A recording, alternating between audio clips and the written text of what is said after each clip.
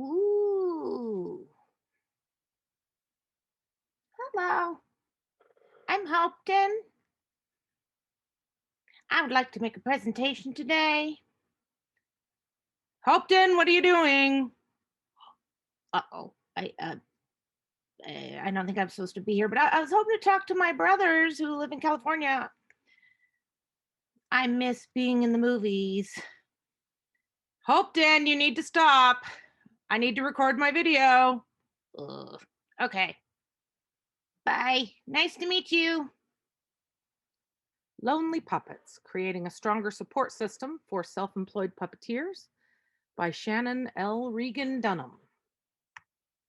Puppetry is an ancient art form. It is alluring and fascinating and a means of telling stories, which is a human characteristic. But what is a puppeteer? Puppeteers build in a great many mediums. We are performers. Puppeteers are non-competitive. They often must work on the same puppet at the same time, working different limbs. It is very rare to find a puppeteer, but they are very passionate people and they are each unique. This is me, Shannon Regan. I take the Dunham off professionally because of a branding issue. This is Seal, sitting in a seat waiting for opening ceremonies at an event. Seal is one of my favorites and the favorites of my audiences. I sold my first puppet when I was 14 for $150. It was a 6-foot dragon, nose to tail, and 6-foot wingspan. He lives in Canada, and quite honestly, somebody should have told me I was undercharging.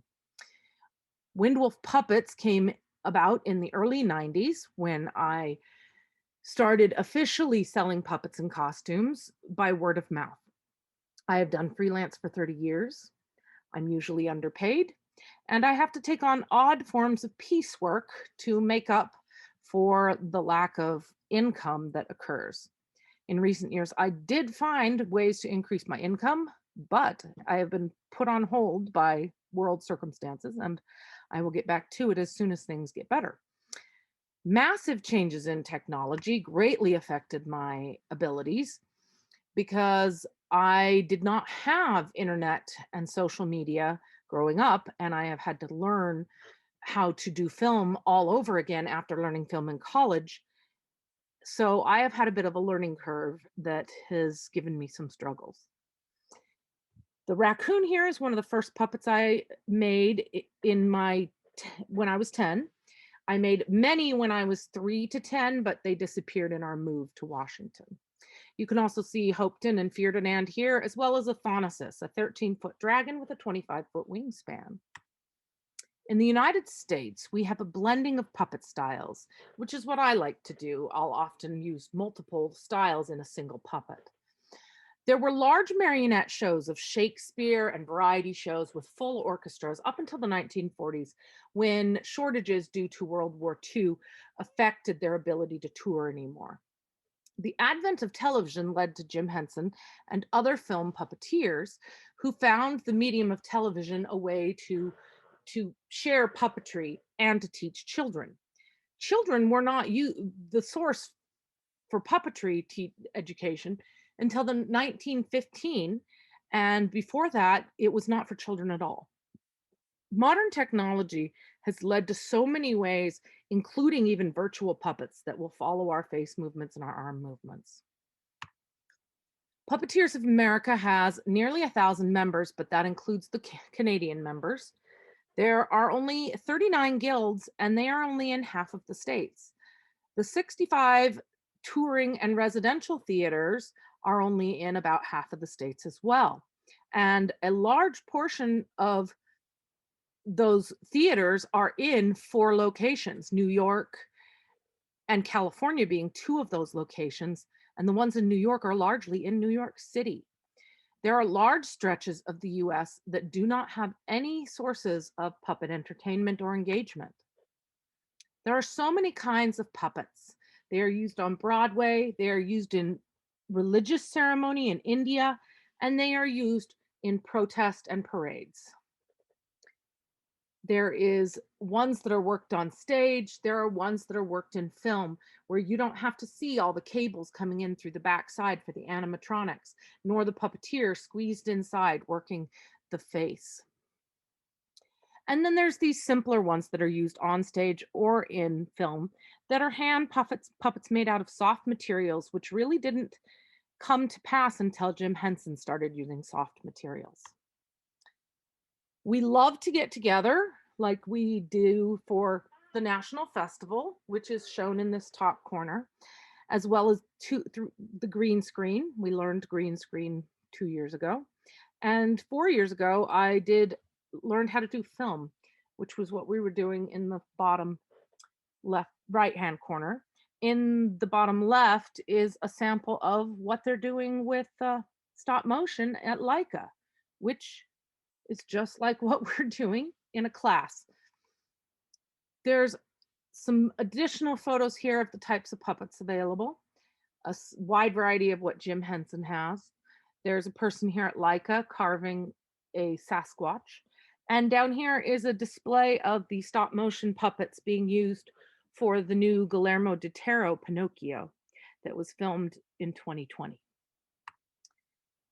I believe that professional training, increased opportunities, and a broader range of operational support are critically needed to allow more self-employed puppeteers to work professionally in the field and build appreciation and engagement with the public. There is so many opportunities for people to actually have a career in the puppet arts that is not being utilized. What causes people to end up in self-employment is because of the lack of full-time paying jobs. Disney is the largest employer of puppeteers, but only pays $12.75 to $17 an hour and will not allow puppeteers to do costume character work if they join a union. Films only tend to be short-term contracts. Sesame Street has seasonal and part-time puppeteers that even come from other part of the country, film for a week for their season and then leave. Puppet theaters will hire seasonally or per show, but so few jobs exist full-time in the puppet arts, which means self-employment is the only option left.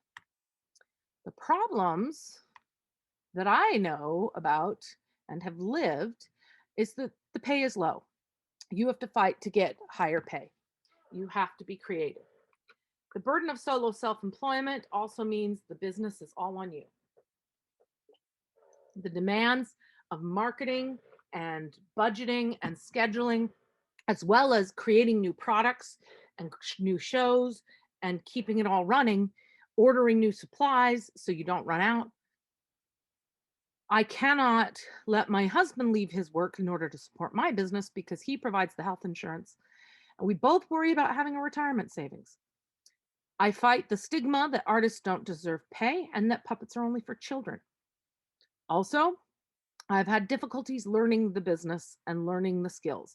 I do not know how to make certain kinds of puppets correctly. I've struggled balancing my life, and I've dealt with technology problems and finding education that helps me with that. There are solutions. If we increased the type of topics and the range of topics available in puppet education, we increase that availability, which the virtual element solves that, but also adding to our festivals a virtual element to allow people unable to afford to travel to the festivals to attend via virtual means would increase education across the puppet community and possibly even bring new people in. Advocacy and outreach, I feel, is important because it's the means by which we communicate that we deserve pay as artists. Also, that as puppeteers, we have something for all ages and not just for children. Having increased operational support could include having a database of the resources for healthcare, for pensions, for small business assistance in each state and city, kept through one of the puppet organizations or all of them, could allow people to access them and also keep them accurate in order to support their needs as a self-employed puppeteer. A mentor program could also help them to be able to learn the skills they don't have, as well as have the support and the inspiration of another puppet artist who is succeeding and has gotten further than they have. There's so many opportunities that are being missed out on so that people could get better pay as well as better outreach.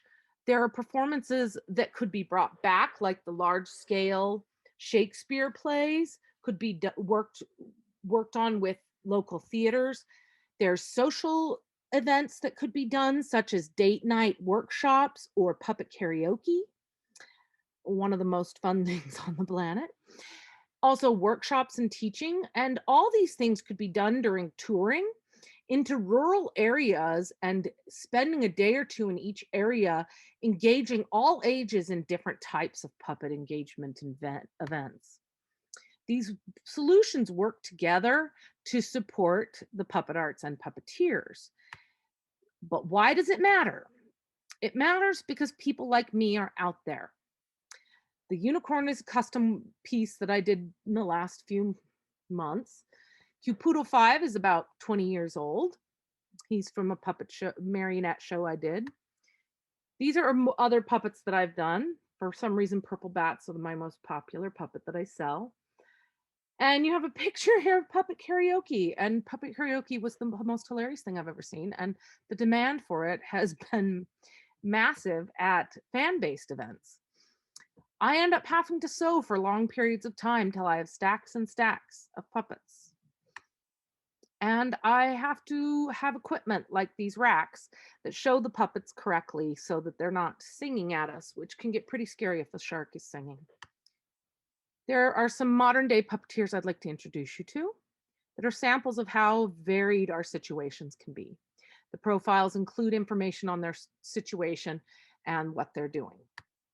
Paul Messner retired after 39 years. He worked 50 to 60 hours a week and he started a theater in Kansas City, Missouri. He is still involved in puppetry even after he retired.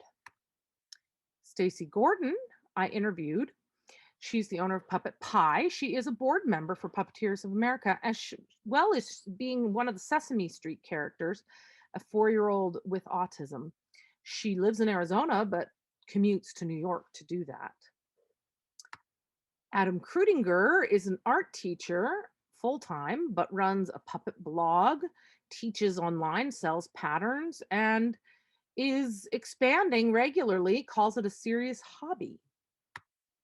Art Gruenberger has been working for over 20 years. He makes $250,000 a year. He works only in Central California and is incredibly successful and an inspiration. Jack Birchill chooses to be self-employed because he doesn't want his name not attached to the work he does, but he spends a lot of his time homeless. He currently has been for about 3 years. He's creating a modern marionette building book, which is desperately needed. He also sells high-end art marionettes to collectors. He sent me samples of his work during our interview, and he has an interesting dark and steampunk style. The importance of all of this is that we need to support puppetry. Fans who aren't puppeteers should donate to Puppeteers of America. There's many ways to do that. They can support Unima USA, which is an international organization. They can support their local guilds. They can support puppet events in their areas. And they can encourage artists to come to their areas. Supporting the puppets arts is important because this art form deserves to live in our modern day. And it's an incredible form of the arts that is not requiring as much of anyone anywhere else in the arts. There's so many skills and there's so much more that can be done. So thank you for listening, and I hope this has taught you something new and interesting about the puppet arts.